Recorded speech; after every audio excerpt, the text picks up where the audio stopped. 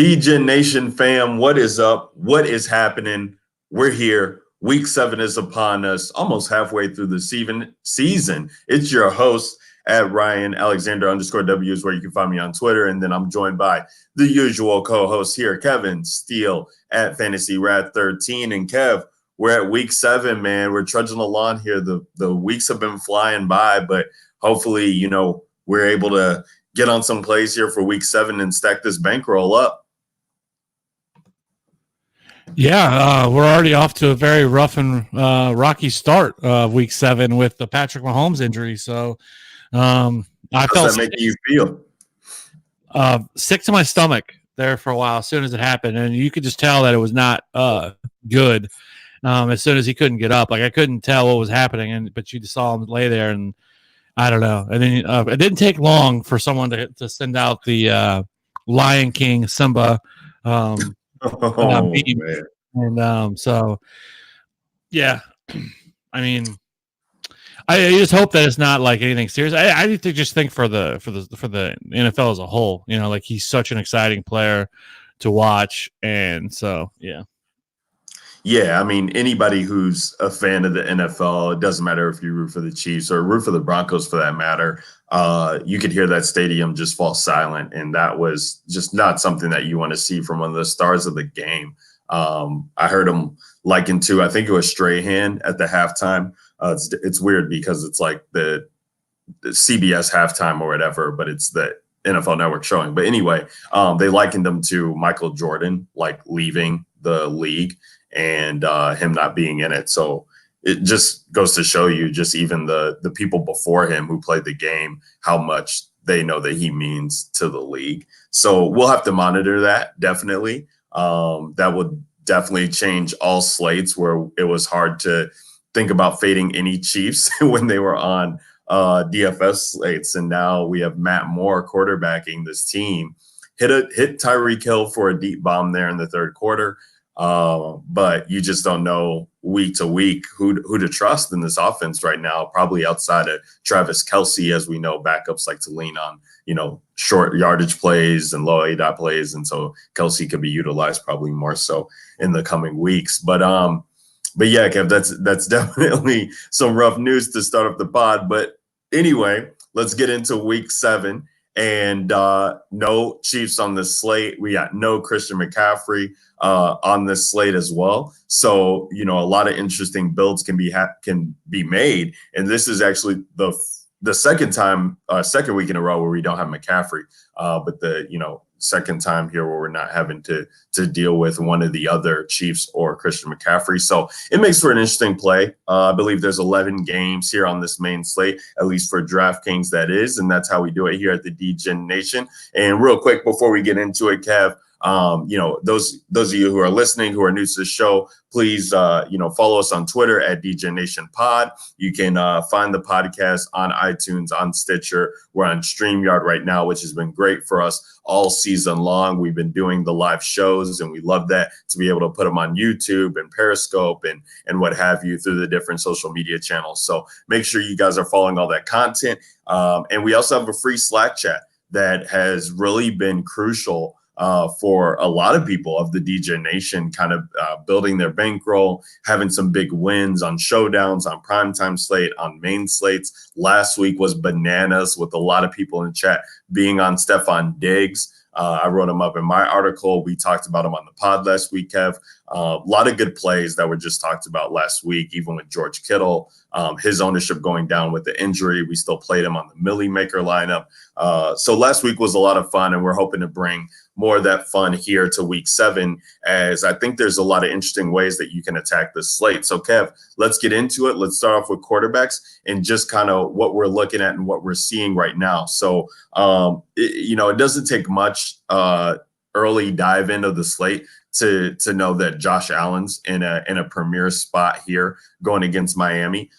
Priced up accordingly for that. I believe he's the 5th highest priced quarterback on DK at 6,500. Miami's just been getting smashed by quarterbacks. And Josh Allen has such a a high floor with his rushing upside, 10 attempts, 5 attempts, 9 attempts, 7 attempts in the last 4 games, gets rushes in the red zone. The numbers don't look that great. I expect him to be somewhat chalky this week. So, we definitely want to talk about pivots there, Kev.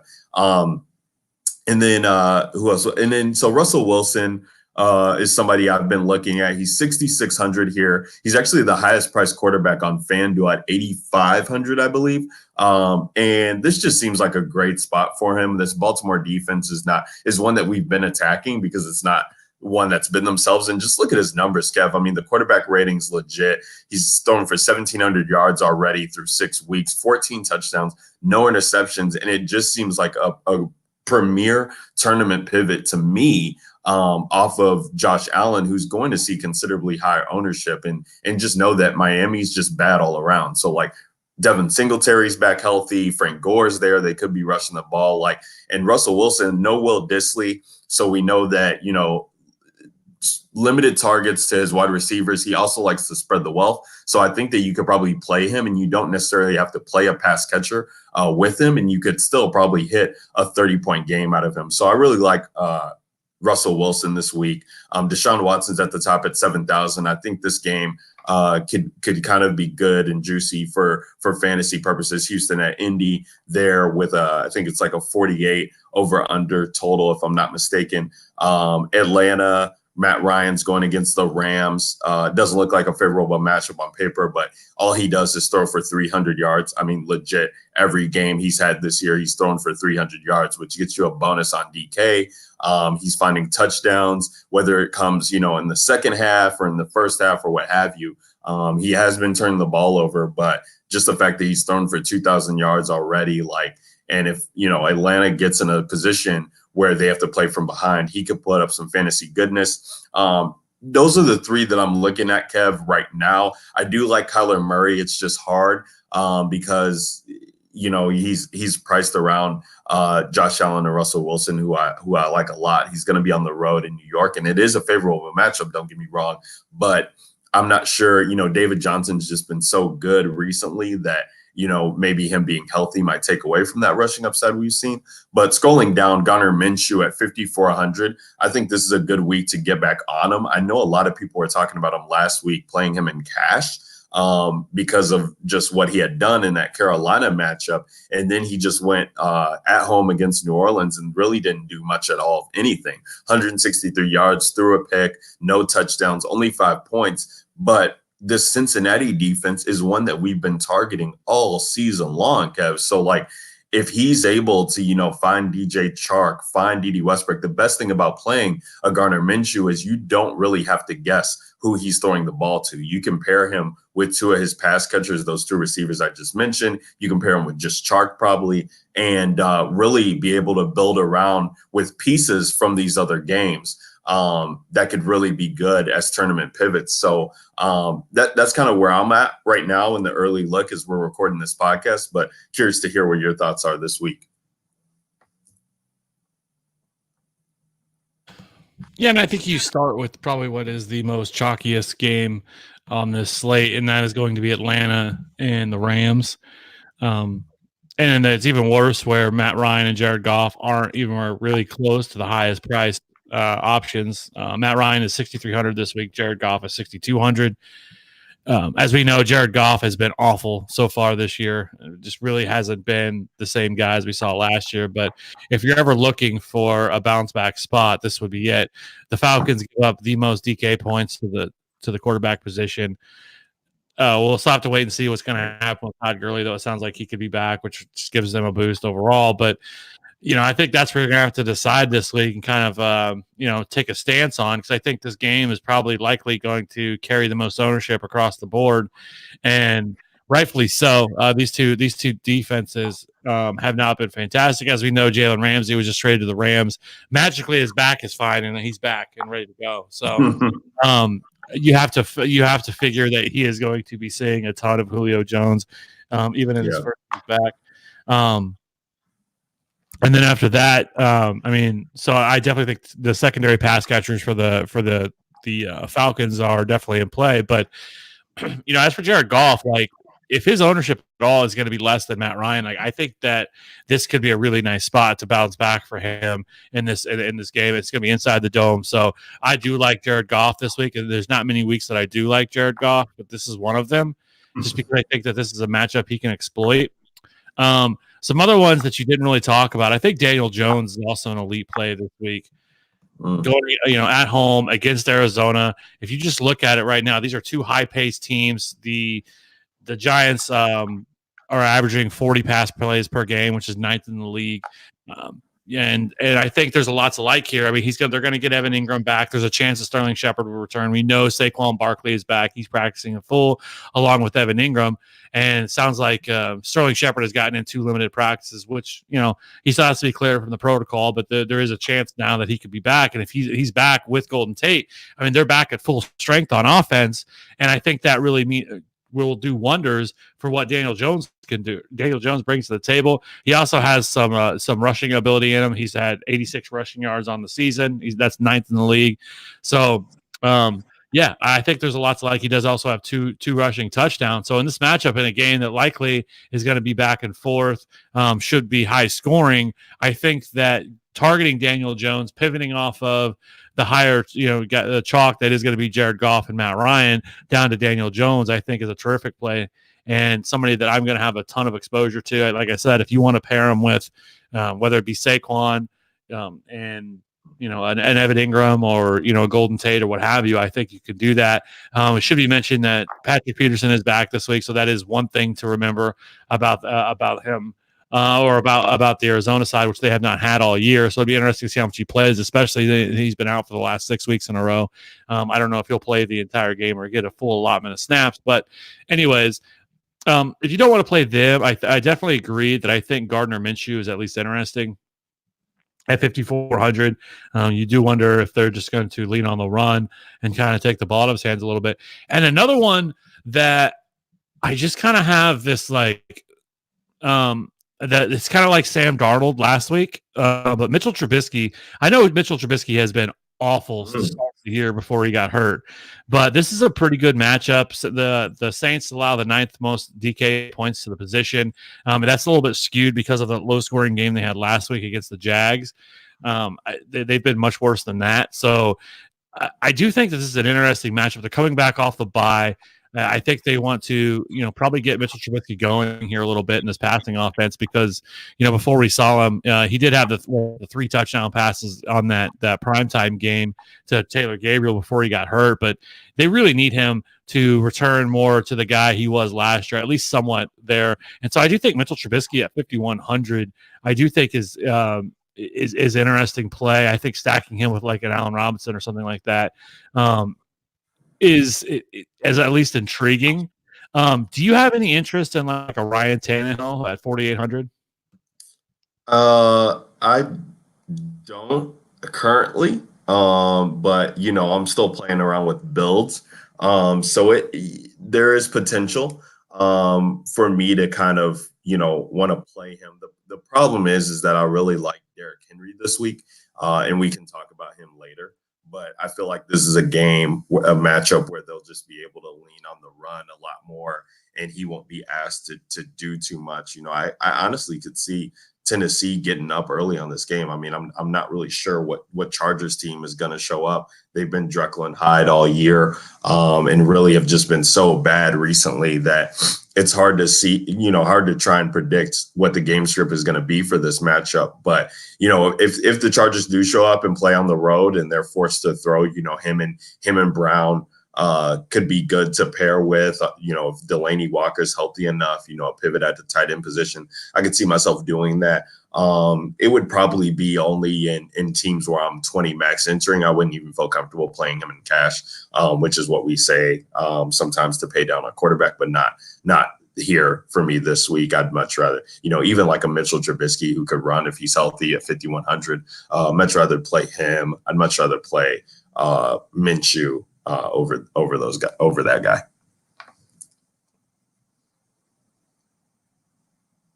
Yeah, and also I think this should be mentioned that I think there's looks like we could have quite a bit of value this week as well at other positions that I don't know if it's necessary to have to Right. pay down Ryan Tannehill. And again, I don't know if this is a great spot. This very well could be another low-scoring affair, and you just don't really need to go there. So I just thought it was he's somebody to talk about, especially since he's getting the start this week over Mariota at 4,800. That price tag. So other than that, like I think there's some plays that like maybe an Andy Dalton if you wanted to go there. I wouldn't.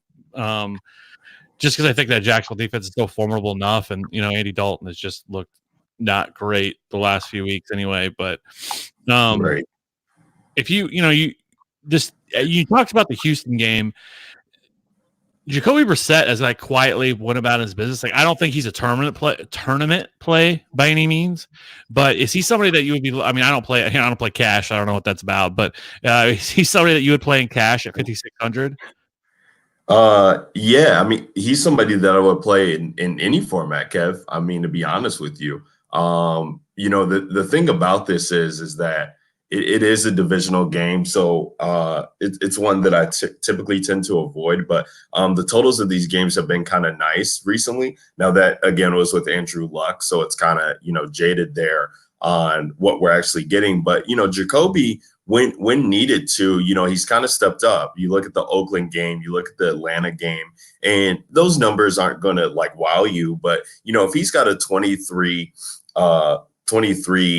outing right there, and these games are like 24, 27, 24, 24, 31. If we get into the 30s, which is what Houston has been seeing in some of their recent matchups, if he's forced to do more, then I could see him kind of paying off in GPPs. I love T.Y. Hilton this week. I love Marlon Mack this week.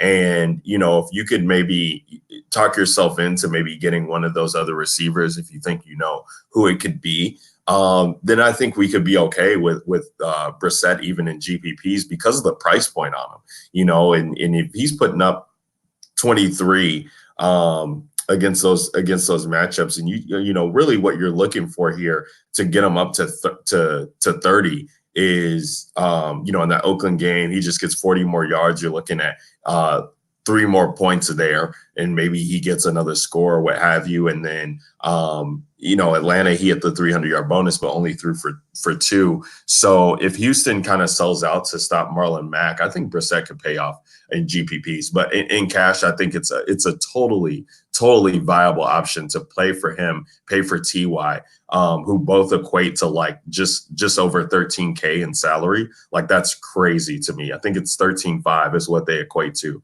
for the two of them. So you could definitely start there and just build around them. Yeah, especially Ty. I know we haven't got to wide receivers yet, but he has just destroyed the Texans in his career. Yeah. Oh yeah. Yeah. I'm salivating. It's a good matchup. Kev, last week we talked about Kirk Cousins going against Philly. That matchup was just too juicy to pass up on. He's been priced up now, going against Detroit. I don't know if I could play him. One of the guys, Kevin, this is like for real, who could really, I don't want to say break the slate, but could really end up doing something is Phillip Rivers. Phillip Rivers is only 5,500. I know this Tennessee team is not one that we like to attack, and they are kind of a slower paced matchup, but he's just 5,500, and that just seems too cheap for me for a guy, especially in tournaments. If you're trying to get exposure to somebody, and we're talking about Ryan Tannehill, like you got to talk about Phillip Rivers. He's another guy where basically you're looking at Keenan Allen, you're looking at Mike Williams, and you're looking at Hunter Henry to team him up with. And with the target shares so narrow with the Chargers there, even with Austin Eckler, like basically now residing on to just a pass catching role, it seems like they're trying to get Melvin Gordon going, and this isn't a great matchup for running backs, so they could even be passing to the running backs in this position to make it even more viable for him to hit. They really need to do something here in LA to kind of get going. So I don't mind Phillip Rivers builds and GPPs where I have Henry, and then I'm thinking that Henry's going to get all the points, so they have to come from behind and play and put up points. Even in that nasty game against Pittsburgh, he still put up 20. Had the dud against Denver, but then 23 against Miami, 23 against Houston. 27 that first week there. That's kind of where we're looking at. And that was with his season low on second season low on pass attempts at 34. He had only 30 against Miami. But, if we're getting 40 plus attempts out of Phillip Rivers, I'm liking him in GPPs this week. Yeah, my only issue with him is just pace and yeah, I hear you. What kind of game this turns out to be. So real quick before we move on to running backs, who would be your say you're you are not necessarily max entering, but you're entering a ton of lineups. Who are your top 3 quarterbacks that you're looking to have the most exposure to? So right now I probably have the most exposure to Russell Wilson, kind of on all sites that I'm playing on. I just like this matchup a lot for him. Early in the week, it was Josh Allen for me, obviously going against Miami, but it's going to matter. Ownership's going to matter later on how he fits in for me, on whether I play him, just because a chalky Josh Allen could go so bad. So I think right now it's Russell Wilson. I do like Kyler Murray in this matchup. So I do have some exposure to him. And then I'll probably have Garner Minshew at this point in time right now. So basically, if I'm paying up for quarterback, I'm trying to get Russell Wilson built. If I'm paying down, I'm going like a Minshew and Chark, Minshew and Westbrook. And then it's going to be either Allen or probably Matt Ryan to round that out. Yeah, I'm not too far off. It'll probably be Jared Goff for me. Just because I think Matt Ryan is going to be the higher owned of the two, and his ownership might be even a little suppressed just because of how bad they've really been so far this year. And so, but I think it's Jared Goff at 6,200, then it's Daniel Jones at 6,100, and then it'd probably be after that would probably be Lamar Jackson, I think, especially because Seattle just has not been very good on defense so far this year. I mean, we just saw the Browns have a pretty solid game against them as well. So they've really let a lot of teams have a lot. And and be honest with you, if you wanted to, you could play Lamar Jackson naked. You don't have to pair him with anybody if you don't want to, because of his ability, that rushing ability. What do you have, 150 yards rushing last week? Like, just insane. We haven't really seen big passing numbers out of him lately, but this will be a pretty fun matchup to watch, Lamar Jackson and Russell Wilson. So that's probably where I'll be landing right now, and I'll have some other guys just kind of spread in. No, yeah, that's definitely legit. Love that Lamar call too. He's been so good, so you don't want to pass him up, especially in this matchup here. He could definitely pop. Let's move on to running backs, Kev, and it gets interesting because we have Saquon Barkley back on the slate. He's only 8,900, and I do say only because just of how integral in this offense he is. We haven't seen him obviously with the full healthy cast of Sterling Shepard, Evan Ingram, and Golden Tate being there. But I mean, we're looking at weeks, 1 against Dallas. Pretty good run defense there. He's putting up 20 at 9K, putting up 25 against Buffalo, a great run defense because of the work that he can see in the passing game. So if we can, pencil him in for 5 targets in this matchup, if not more, for a floor there, it's hard to get away from him.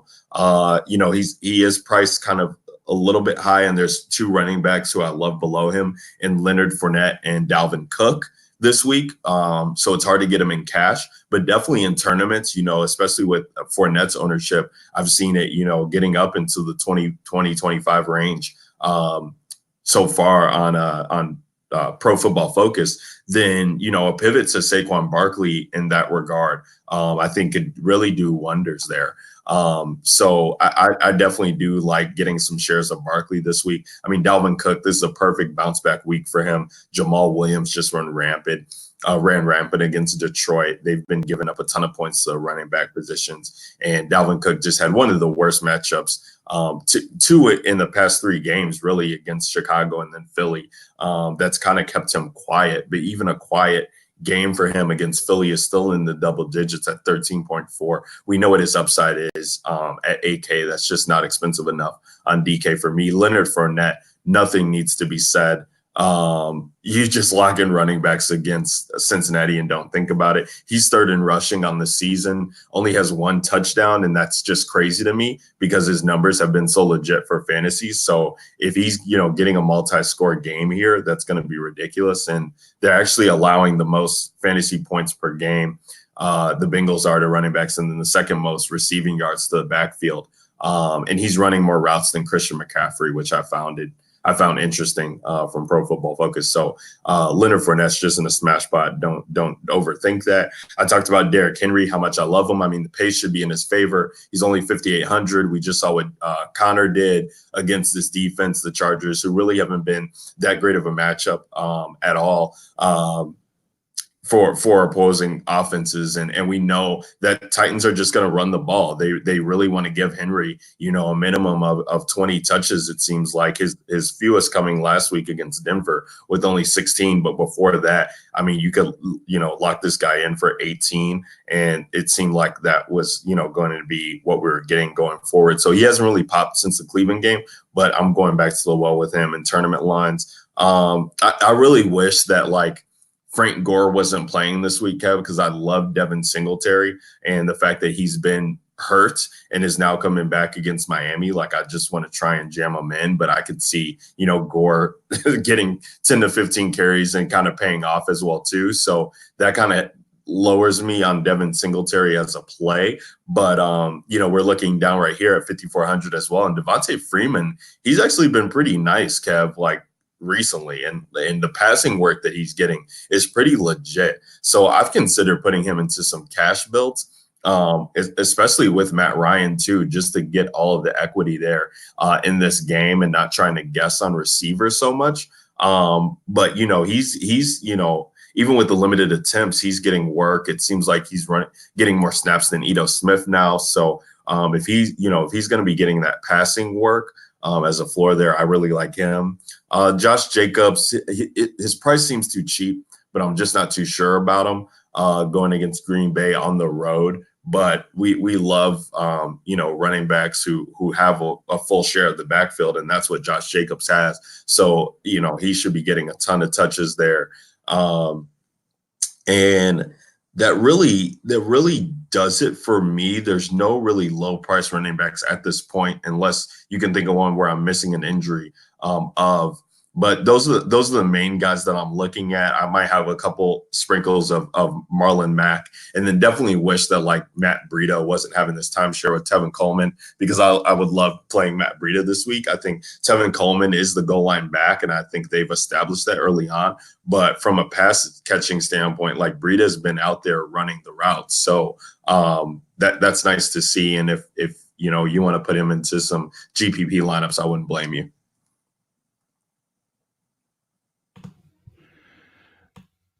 Yeah, I mean, I think it starts this week with seeing where Alvin Kamara is going to land, and so far he hasn't practiced at all this week, and it's starting to really look like he's not going to play. And if I'm the Saints, and especially in their position, I think they're 5-1. I would not want to risk anything. Sounds like Drew Brees could be back in the next couple of weeks. If you take a loss here, you take a loss here, and so it will be something definitely we need to be monitoring leading up to lock with Kamara. And we'll get more answers tomorrow. If he does not practice on Friday, then I think you could pretty much rule him out. So Latavius Murray then will become just obvious chalk at 5,100. We just saw the Bears the last time they played give up a really big day to Josh Jacobs. So who's a similar type of running back that Latavius Murray is, but at 5,100, I think it would be hard to get away from that. I know some people are going to want to play Frank Gore against Miami, but I think now with Devin Singletary back, I wouldn't want to play that whatsoever. Starting up top, really, it's going to be hard for me not to find ways to get Barkley and Cook into the same lineup, just because I think this matchup is elite for both of them. The Cardinals have not been have been fantastic. And it doesn't matter really the defense, in my opinion, when it comes to Saquon Barkley. He has that home run hitting ability to bust off a 60, 70-yard touchdown anytime he has the ball in his hands. We know he's going to be utilized as a pass catcher. It is a decision to make. He is 8,900. And I don't understand why Dalvin Cook is only 8K. I mean, as baller that Dalvin Cook has been this year, I know last week wasn't as optimal, or wasn't as great as what we've seen him from all year, only 13.4. But that was going up against a defense that we talked about last week that to just completely avoid. I know we talked about that a bunch last week to not play Dalvin Cook, but this week you definitely could fire up Dalvin Cook against Detroit. So it's going to be hard. Like at the very least, I want to split them, and I want to have at least one of them in every one of my lineups. I know that, and I'm going to do whatever I can to get both of them in the lineup.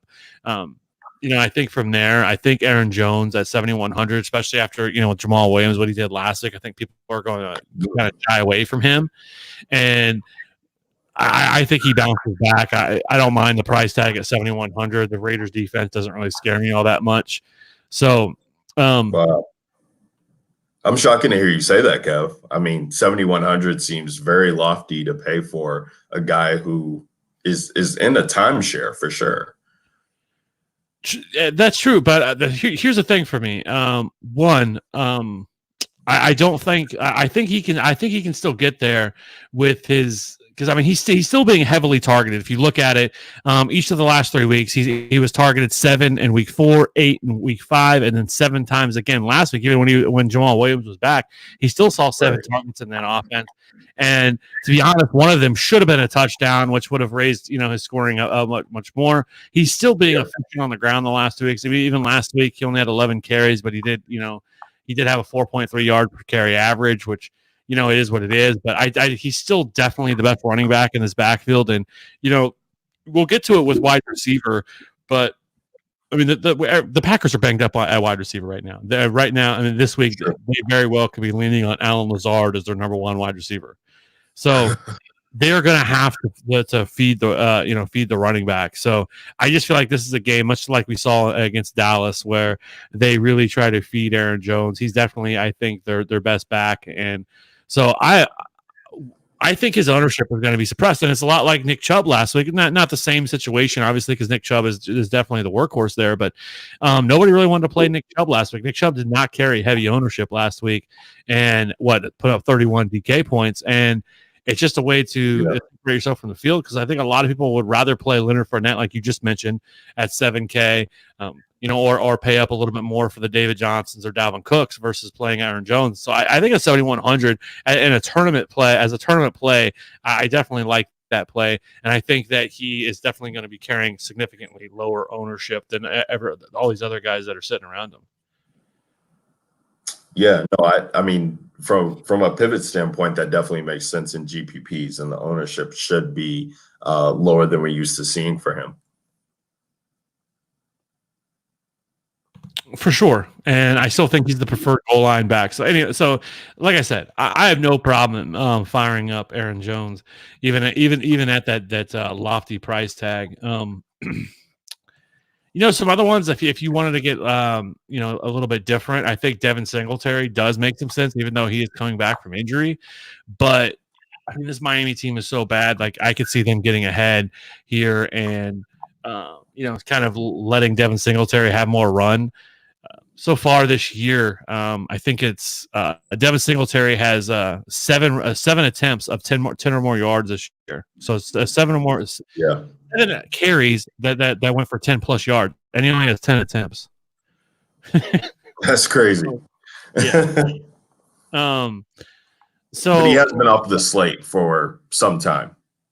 Of course, yeah, he's been out. So I think that he is, at 5,400, that is a little high for somebody that we don't know is how much of, and especially, I mean, he's even costs more than Frank Gore does. And I think a lot of people figure that Frank Gore will be the starter, but I just think he's far more explosive, and I could see them giving him extended run in this game, because you don't need Frank Gore to do anything. There's no way they're going to lose this game. So, other than, past that, like, I don't know if you talked about Josh Jacobs. He's probably he's definitely my favorite value running back at only 5K. I don't know why he's only 5,000, especially coming off that huge performance he had against the Bears, where he scored 32.3 DK points. He had 26 attempts, 123 yards, 3 targets. Green Bay is terrible against the run. So I love Josh Jacobs. So, like, like I talked about, if you want to play Saquon or Dalvin Cook, and then dropping down to 5,000, Josh Jacobs, which is also probably going to be a solid pivot off of Latavius Murray if Kamara is out as well. So, I think that is a as you would say, egregiously too low for Josh Jacobs. It seems low. It seems low. Do you have you say that as a, like, are you not wanting to play Josh Jacobs? It's not that I'm not wanting to play him, Kev. It's just like he's going against this Green Bay defense that, like, we tried to target. We said that we're going to target running backs against them, and then they kind of shored that up a little bit with oh my gosh, Kerryon Johnson holding him. Only 13 attempts last week, 34 yards, saw a couple targets. But, if they're going to be committed, and we see this, like, we see defenses start to adjust as the season goes on. We saw it tonight with Kansas City, really, shoring up their front seven and holding Phillip Lindsay and Royce Freeman, respectively, to a minimal game. So it's not that I'm, don't want exposure to him. It's just I'm not sure what kind of game we're going to get from this guy. Are we going to get the, indie game where he only put up 12.8, or, KC, he missed the 100-yard bonus, which would have gave him 12.9 there by a yard. And then goes off against Denver and the Bears. So, like, if it's basically like, is he scoring a touchdown or not? Because in the games where he's scored, he's put up, over 20 points. But if Green Bay's able to hold him, or if Green Bay gets out to the lead, I mean, it's still Aaron Rodgers on the other side. And I think Devontae Adams should be back this week. We don't know that right now. But if Devontae Adams is back, if Graham is off the report, if they get either Valdez-Scantling or Allison, then the Packers should be playing from ahead. And I've seen a lot of talk about the line with Green Bay right now being 5.5 favorites, and a lot of money's going to Oakland. I just don't understand it. So maybe you're with those people, Kev, and see something happening that I don't. But it worries me. It worries me. For me, I think what it boils down to the most is, I mean, obviously with running backs, we're looking for usage, we're looking for opportunity, and there's not a running back in this range, I feel like, that's going to get the opportunity that he gets. There's really no other running back on that team that's going to take away touches from him. And I mean, right now, I mean, if you're wanting to pay down at running back, let's say, who's the guy you're paying down for that's relatively close to him? And I don't think you're going to find him. I mean, it's a bunch of I think heavy running back by committees, and Devontae Freeman I talked about, and he's only $400 more. I'd feel comfortable playing Freeman. I'd feel comfortable playing.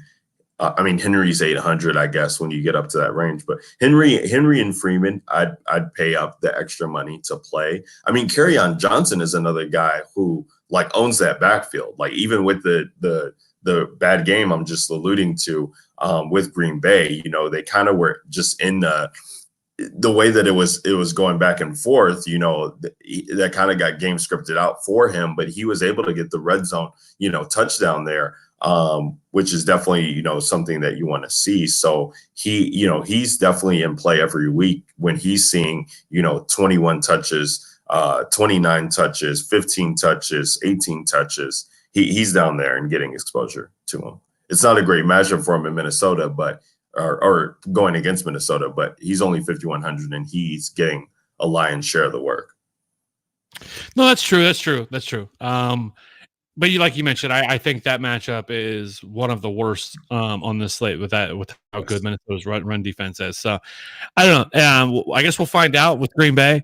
Have they figured it out? But again, I think if I'm paying down at running back, like I definitely want some Josh Jacobs. You know, I like the Devonta Freeman call that you had. It will be interesting to see if he can keep this going. This last week was really his first big week that he's had all year. But and then I think you hit on Matt Breida as well. I would love to play Matt Breida, but with him in this timeshare, I think it's tough. What about somebody like Chase Edmonds, who he's really started to get more opportunities, especially with David Johnson. Last week, I mean, he's had double-digit DK points each of the last 2 weeks, 17.6 and 14.7 last week against Atlanta. Is he somebody that you could see yourself having, wanting, even if it's just a one-off type of play? Wait, who is that, Kev? I'm sorry, you cut out real quick. Chase Edmonds. Chase Edmonds, yeah, I guess so. I mean, I would like to see more news or more updates on David Johnson's health. If there starts to be some reports that he's going to be limited, or if Chase Edmonds getting more run in practice, and we see some beat reporters talking about that, then I could see myself in a 20 max, maybe having 5% or something like that, just on the off chance. Because I agree with you. Like, this is a pace up game. So past 2 weeks now, we've seen Chase Edmonds have a role, like significant role, in being able to spell David Johnson. There's just other spots that we can go this week that I feel like I don't want that. Last week I did. I was getting Chase Edmonds exposure even with David Johnson in, because of the matchup and because of just, ownership purposes. I was getting David Johnson ownership too, which was great. But the Atlanta matchup just seemed, so prime, with not too many great games to target. We were able to cross a lot of games off and not really try and go there. So if you're multi-entering, then I don't blame you, but it's not something that I'm looking to do at this point in time.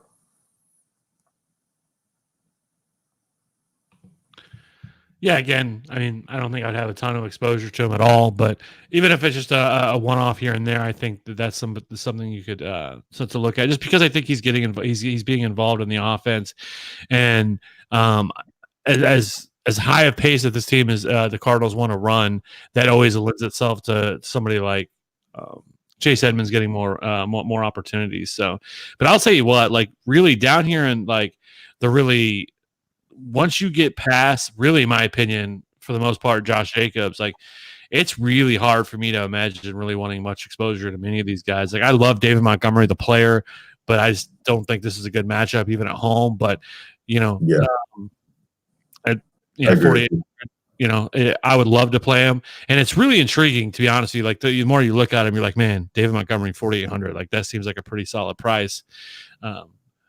But just New Orleans' rush defense has been pretty solid this year, and I just can't, see myself going there. And then the rest of the guys are just really, have very little to no upside. So, yeah, no, I mean, it's an ugly range this week, so people are definitely the optimal builds right now are going to be, paying anywhere in the 6K and above range for your 2 running back positions, and then paying down at wide receiver and hoping that helps. But, we got high price options at wide receiver, which we can talk about now, Kev, that people are going to want to get into, or that are going to want to play a lot of. So that could be where the contrarian builds come from. At wide receiver, or do you want to continue running back? Should we just get into it? No, like I said, I think this is definitely a week to pay up at running back. There's just nothing down there. Like I said, outside of a few plays in the 5K range, like, I just don't think there's anything there to really, merit getting too cute and avoiding, these tremendous plays at running back. So definitely wide receiver, I think, is where you're gonna have to get different.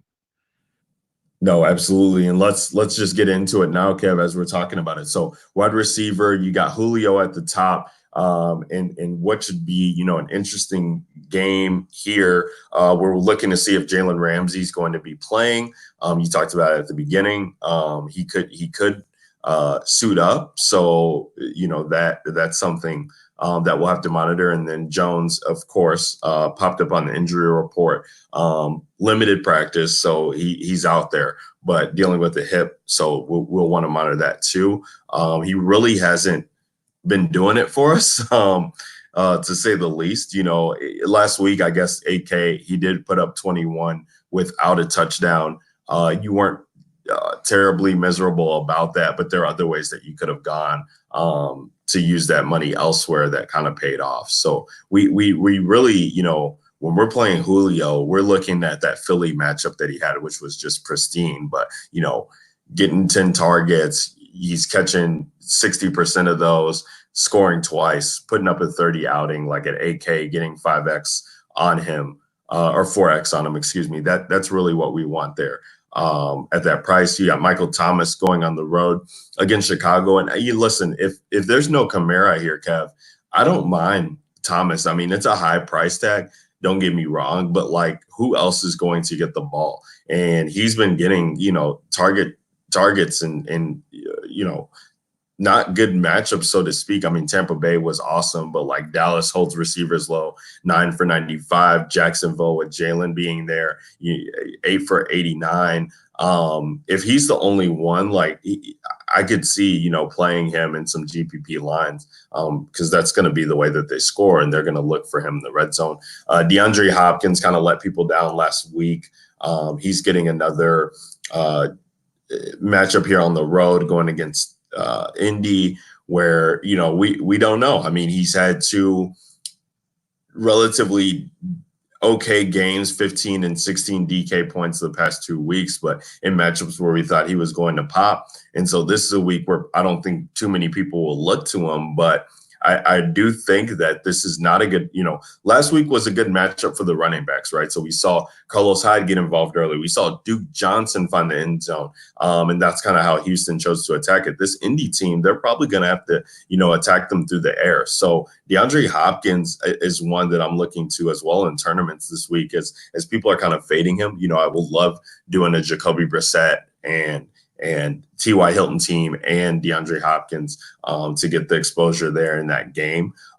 Speaking of T.Y., I mean, it's just lock button this guy in. I'll let you talk about him. You were salivating just as much as I was, Kev, but he has great numbers against Houston. He's really getting all of the target share there in Indy with other guys that they're running out. It's like Pascal and rotating guys in at tight end. So you definitely can feel comfortable with playing T.Y. Hilton, who's egregiously, as I like to say, mispriced. I love Brandon Cooks this week, Kev. 5,400, and really, it's him, it's Robert Woods, it's Cooper Kupp. But Brandon Cooks has a role, and I think that was more prevalent last week. I mean, he only saw 3 targets, but he was the one that Goff was looking to kind of bail him out as they were covering, Cooper Kupp a lot more, San Fran was, and trying to get him the ball, even with these plays, and they're not a lot of attempts, but just the fact that they're even trying to get him rushing attempts and trying to get him on the move and in space. 5,400 in a matchup where we're expecting a lot of points to be scored. And I basically, I'm picking him and knowing that, okay, it's Cooper Kupp and Robert Woods and then maybe Everett that I have to worry about here. Definitely want to monitor Todd Gurley. It sounds like he was going to be back, but even if Gurley's going to miss, then I think they have to lean on the pass even more. And Cooks could definitely pay off. I think Cooper Kupp is great for cash. I don't think you have to overthink it. Yes, he's 7,400, but the target share there, I think you definitely want to play him in cash. I'm looking at Will Fuller again too, Kev. He's still getting targets, 6, 7, Carolina Chargers, then 16 against Atlanta, 9 last week against KC. Had some plays that could have broke his way, that could have made for a way better week than 9.4. And he was, again, not too chalky, but people still chase that ownership or chase that production that he put up. And that led to his ownership being high. So if we can get him, down in the 10% or lower range of ownership, I love him this week when he's priced around guys that Terry McLaurin. I think people want to play Larry Fitzgerald in that game. That's paced up against the Giants. People are going to play DJ Chark. People want to play T.Y. Hilton. Stephon Diggs, people will chase. So he kind of finds himself in a premier spot here for low ownership in a good matchup, I feel like. John Brown, I would love. Hopefully he plays because he's 5,500, just way too cheap for the target share that he's getting there in Buffalo, in a good spot. And who was the other one? And then Auden Tate here, all the way down, Kev, at 4,500. He's 4,500 on DK, but he's like 59. I have it written down here. 5,900 on FanDuel. So that's like a $1,400 difference. So just to like put that in perspective, like he's $400 more on FanDuel than Calvin Ridley, yet he's like that much cheaper on DK. Like DK Metcalf is 6,200 on FanDuel. John Brown's 5,900. So Tate finds himself in that realm on FanDuel, which then leads to him being just kind of mispriced on DraftKings, I feel like, because of that discrepancy and the way that, Cincinnati's been playing right now. Like Mixon is non-existent. This guy's seen targets of 6, 6, and 11 the past 3 games. So his floor is nice. I'm locking him into cash this week because of what you're able to do with him. You can fade him in tournaments if you want to. I'm not saying to play him there, but if you're looking for, a way to get kind of Saquon and Dalvin Cook in the same lineup, then play Auden Tate because he gives you that salary relief.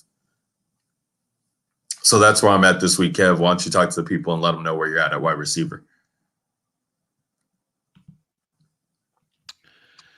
Yeah, so for me, looking at the top wide receivers, there's definitely different places you can go.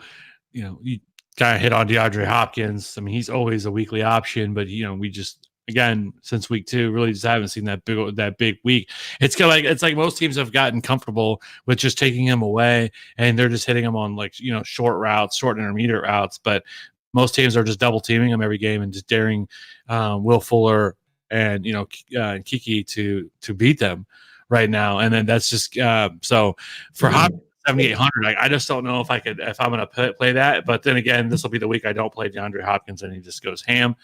But Devontae Adams does not sound like he's going to play.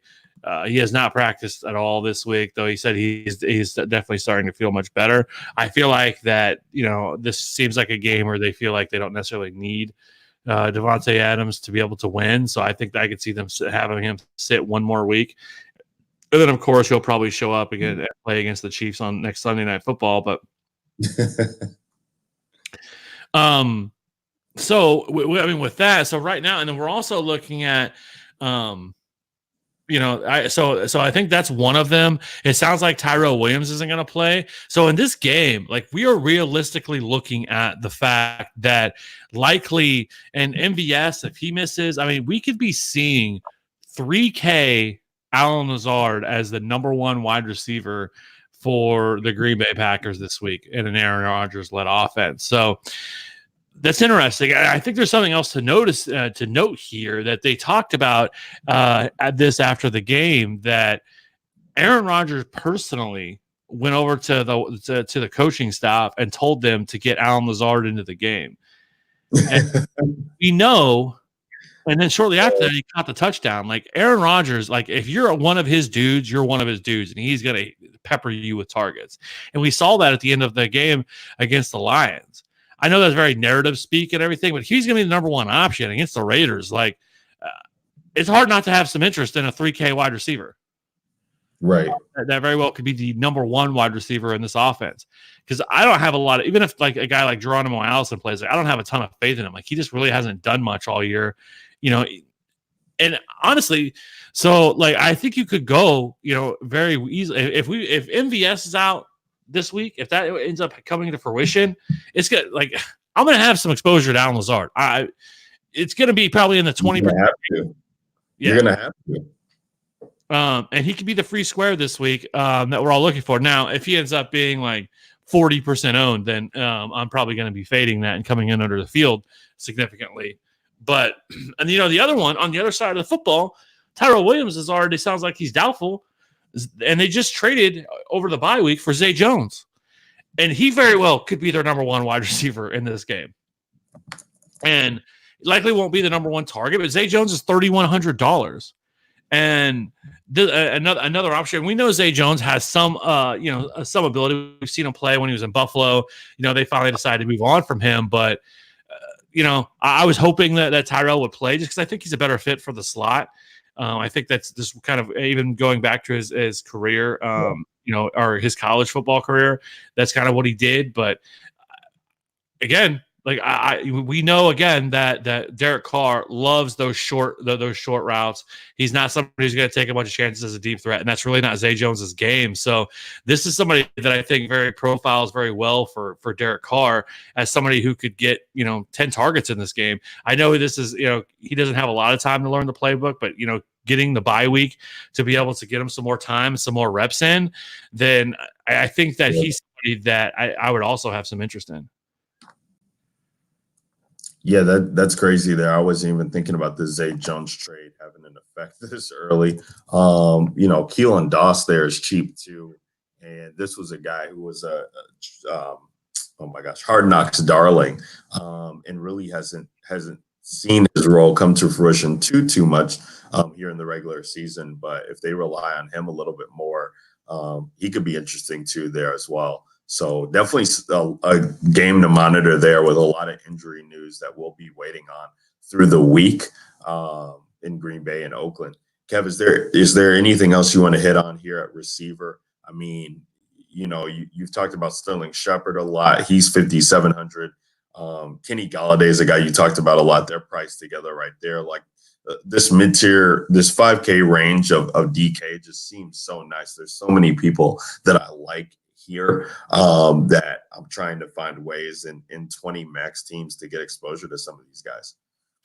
Oh, for sure. 100%. I love, so if you're not paying up a wide receiver, and this week, I don't know if I really could pay up a wide receiver. I just don't think it's necessary to pay up for Julio, who's going to we're seeing Jalen Ramsey and then Michael Thomas, DeAndre Hopkins, yeah.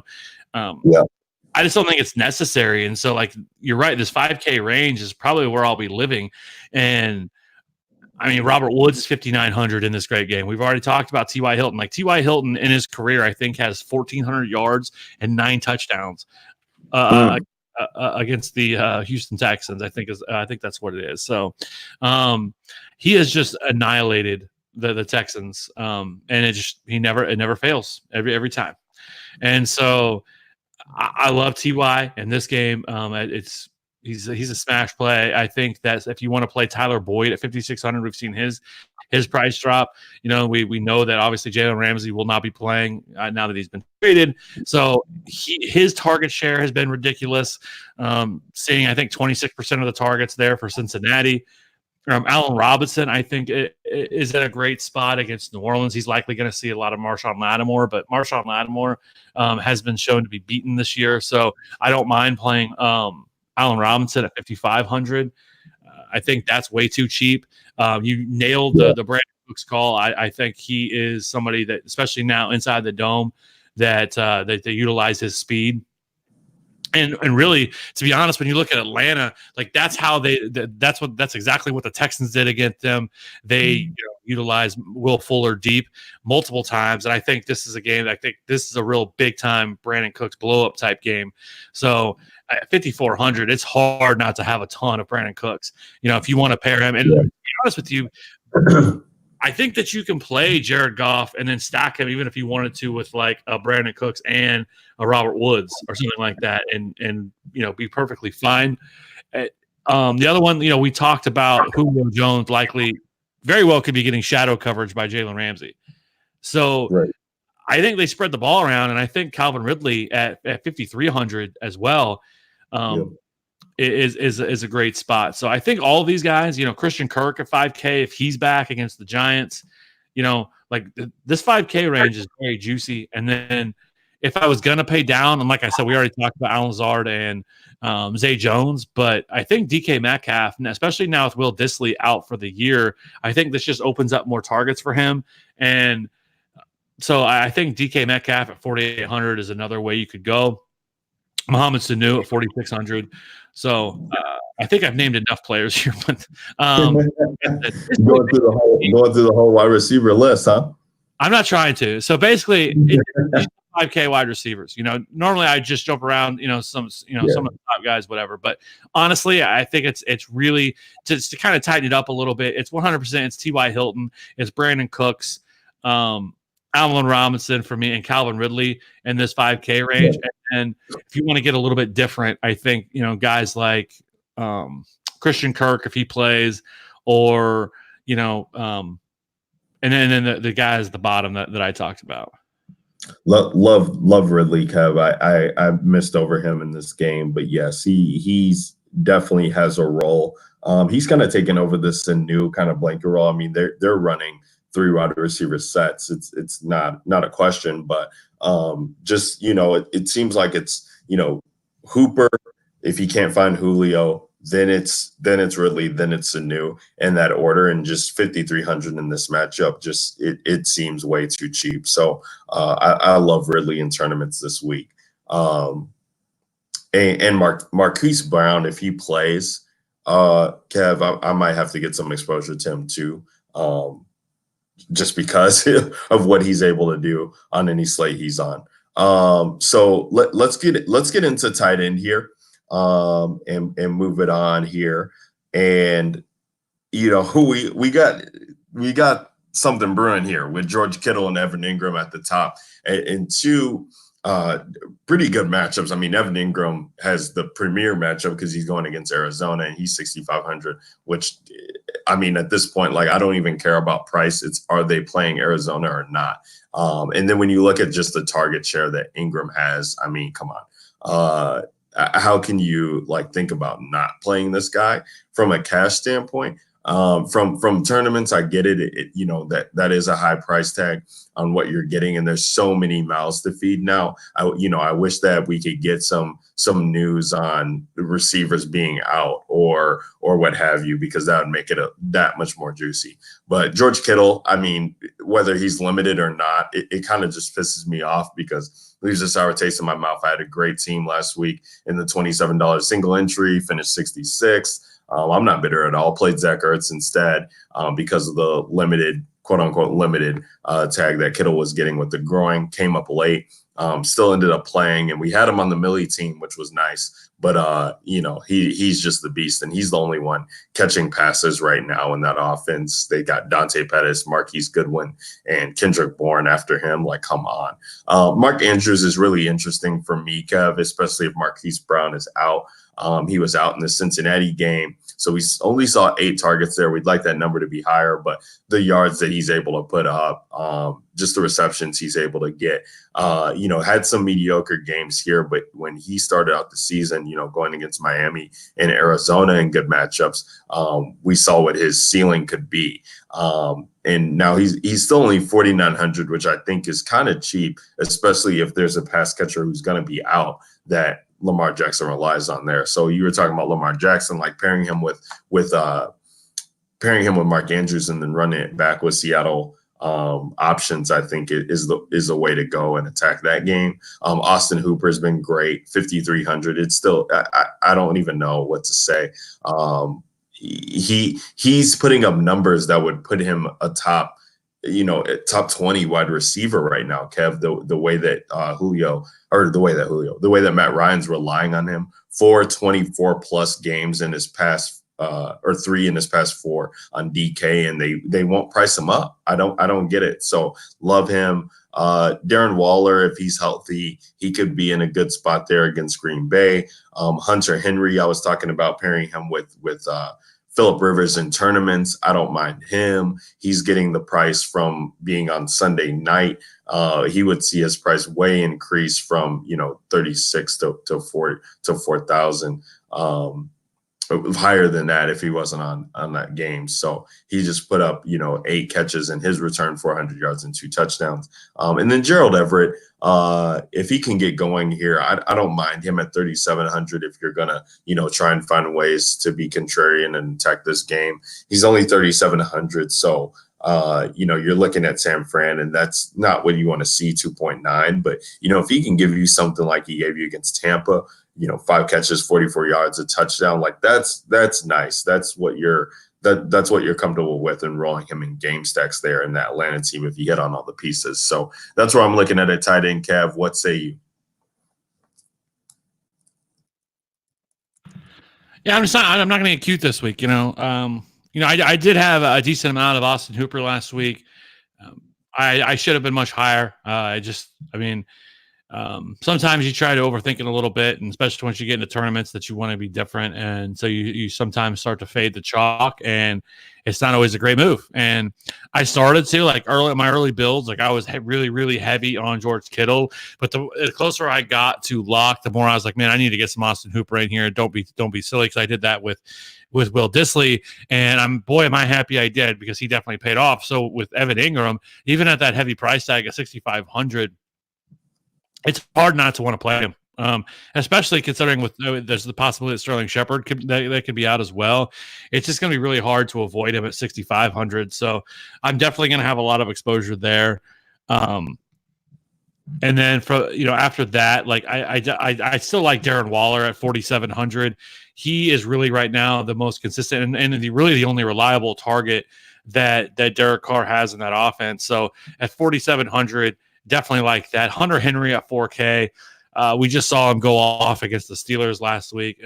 We saw how just important he is to Phillip Rivers. And then the other one you already mentioned, I definitely love Gerald Everett at 3,700. If you look at his numbers over the last basically 4 weeks, he was kind of rising. And last week he just sort of fell off. And I don't know what happened there, why they only had him. He still was targeted 5 times, which is definitely not a bad number for a tight end. But so basically week 3 he played 90% of the snaps. Week 4 he played 58% of the snaps. And then week 5 he played 89% of the snaps. And then week 6 he played 58.7% of the snaps.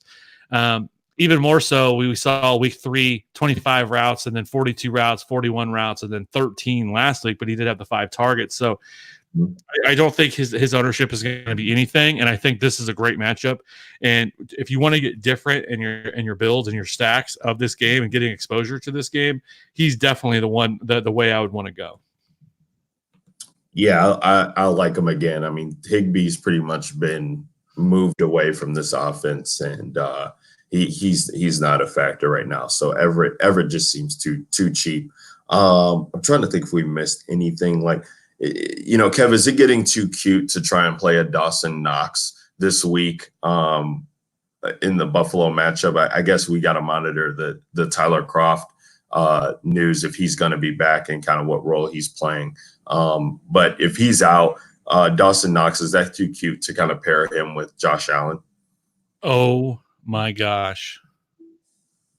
Guess what? You're looking at him, aren't you? Guess who's back? Is he back? Tyler Kroft is back, baby. Practicing full today for the second straight day. They still haven't said one way or the other, but he is practicing. I can't imagine they wouldn't play him if he's practicing. All over. But, oh my goodness, 3K gets Miami. The fantasy gods are shining down upon me right now at 3K. Tyler Kroft, the man, and they paid him a decent amount of money too. By the way, it's not like that they signed him to some veteran minimum. So I don't know. I mean, if you're wanting to get somebody going, you do it against the Miami Dolphins, right? 3K. Tyler Kroft. Damn it! Now I'm gonna have to play some Tyler Kroft this week. Yeah, you are. You're welcome for that. I was actually looking at it before you ever said it. Like I was scrolling down to see who else was there, and then I see no designation next to his name, and I'm like, what? And then I saw that's when I started looking, and there we go. I'm like, oh, it's over now. I got to play him.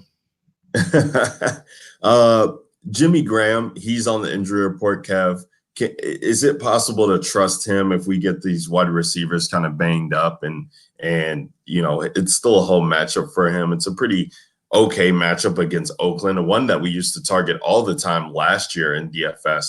Kind of have shored up a little bit against tight end, but it just doesn't seem like he's getting enough targets to warrant playing him. But if they're out Devontae, if they're out Valdez-Scantling, if they're out Allison, I mean, yes, Lazard is 3K, but like, is it viable to play Jimmy Graham at 42? You can, but I mean, at least with Jimmy Graham. But I don't know. Like he just like last week felt like a week that he should have been, especially with the fact that they, that all their wide receivers that were hurt during that game, and he still never really just got was never heavily involved in the offense. So I don't know if I'd really want to go there. Yeah. I mean, having some one-offs of him or having some marginal shares, if you want to do that, that's fine. But he's not somebody that I would like go out of my way to try to get in my lineups.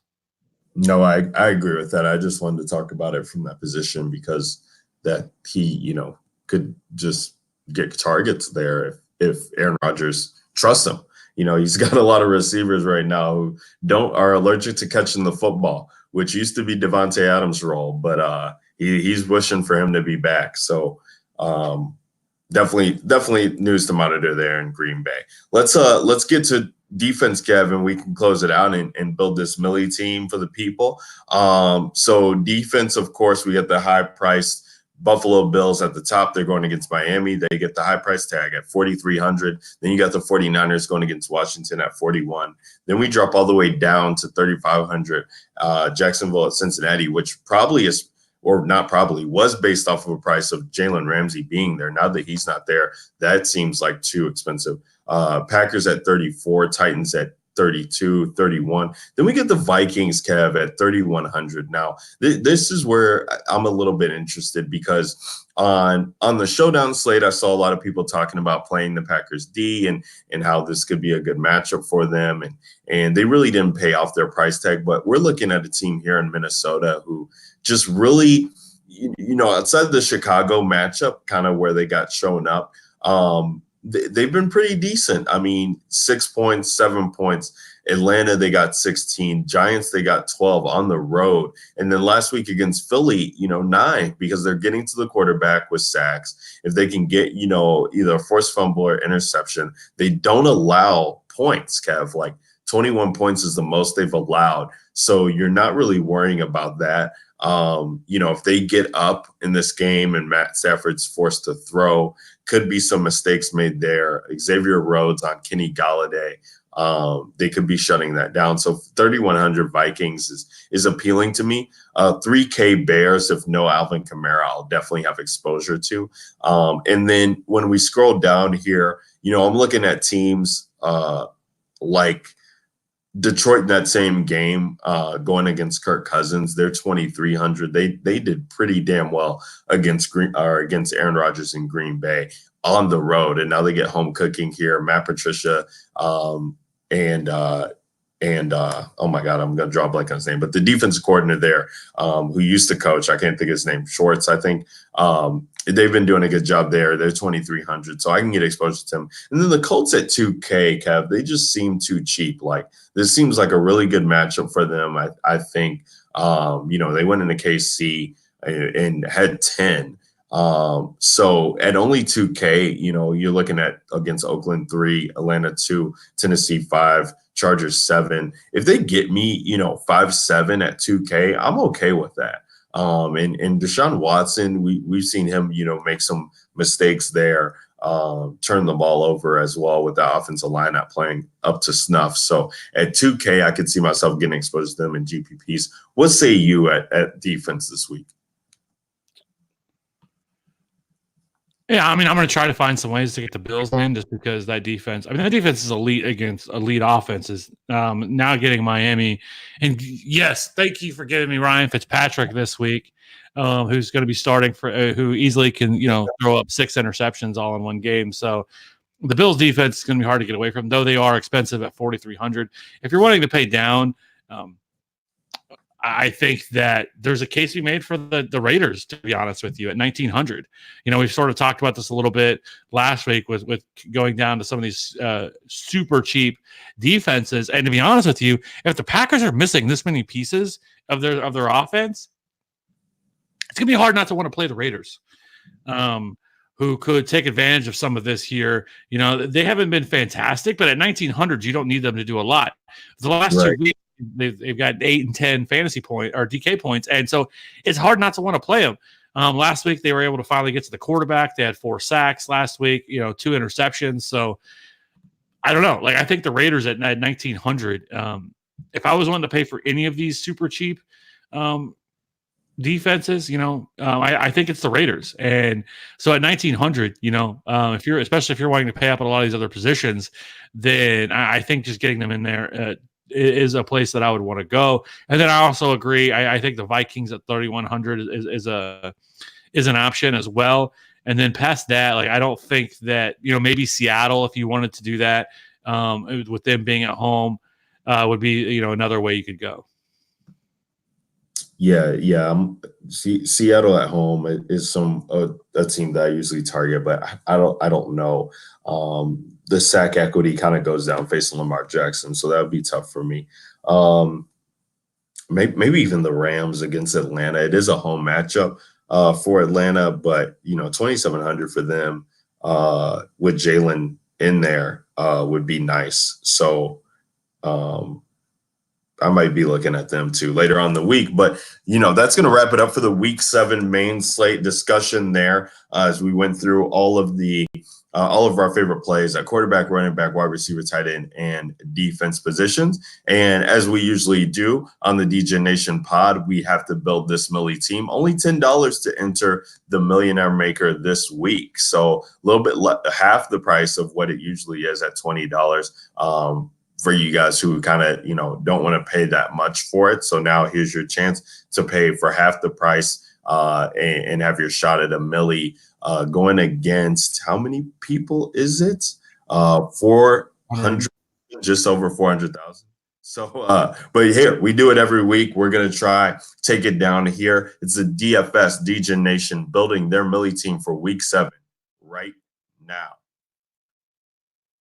And Kev, I stole the thunder from you last week, so you go ahead and get the first person into the lineup, and we'll build around that. Oh, this is easy for me. Saquon Barkley.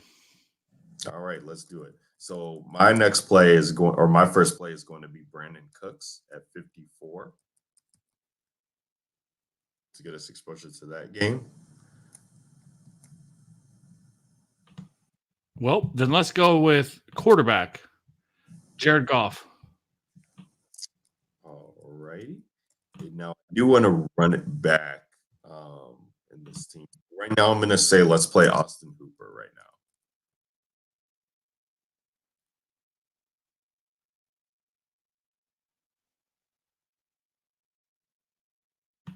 Okay. At running back, I'm going to go Dalvin Cook. Right, so we got Jared Goff, Saquon, Dalvin Cook, Brandon Cooks, Austin Hooper. Leaves us 4,000 to build around at the position. And we've talked about him. We have to have him on the team. T.Y. Hilton, we just got to find a way to get him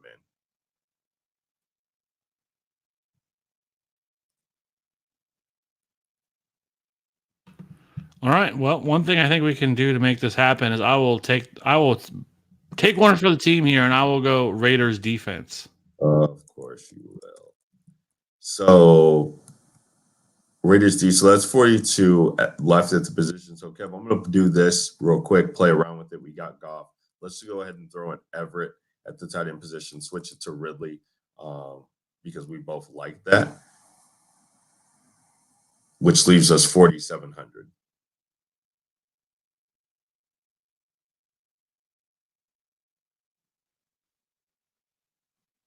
For our last spot.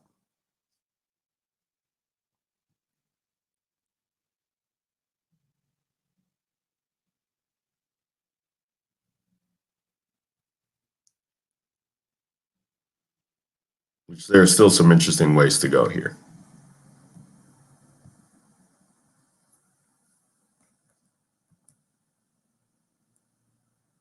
If you want to let us know where your head's at, Kev. You know what? Let's go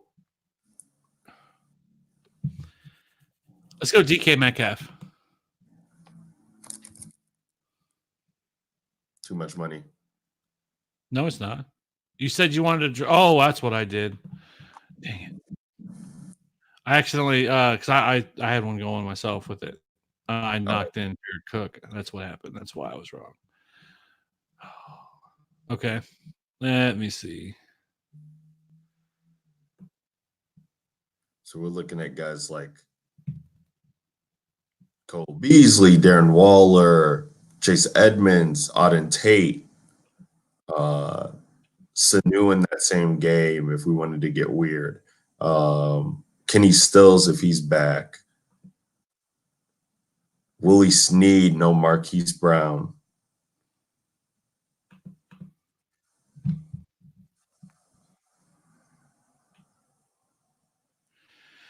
You know what? I'm gonna get a little different. I'm gonna go Tariq Cohen. Tariq Cohen, I don't mind that. Plays special teams too, so maybe he takes one back to the house.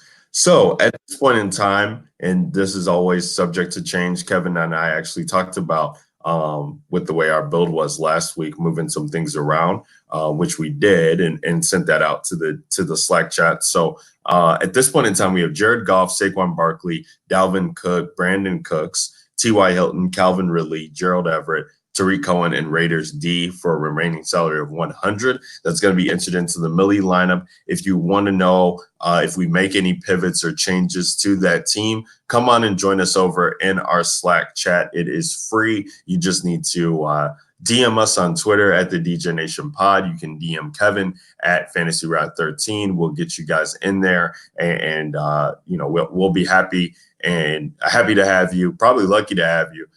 We love getting new opinions in there and people who are just of good minds, who really just love to dive into research, love to dive into data. And we just have conversations about all the plays that everybody's on. So come on into that Slack chat. Again, I can't stress it enough. It is free. So free to join. You can stay in there. We got different channels for Dynasty, Redraft, anything that you want is going to be in there. So we definitely want you guys in there. And that's going to do it for the Week 7 main slate podcast here, Kev, for us. We got this on the YouTube. So if you guys are watching this on YouTube, give us hit that like button for us and subscribe to the channel. We'd appreciate that. Subscribe to us on iTunes and Stitcher. Give us a rating and a review if you'd be so kind. Or if you think Kev talks too much, as it seems like people do, you can always say that as well too. We didn't do tiers this week. We'll be back next week in Week 8, and we will look into that. We're looking at getting guests again. We had Maddie Dickinson on from TQE on with us at Week 1, so we're looking at getting another guest as well, as we're at the midway point of the podcast for the season, and just want to do something fun for you guys. So that's going to do it for Week 7 main slate pod for DraftKings and for the DFS DJ Nation. Kev, one more word for the peeps. Everyone just pour one out for Mahomes. Say your prayers tonight. Pray that he's only out for a few weeks and he'll be back. If not, fuck this season. And with that, we out. Win that money, DJ Nation. Peace.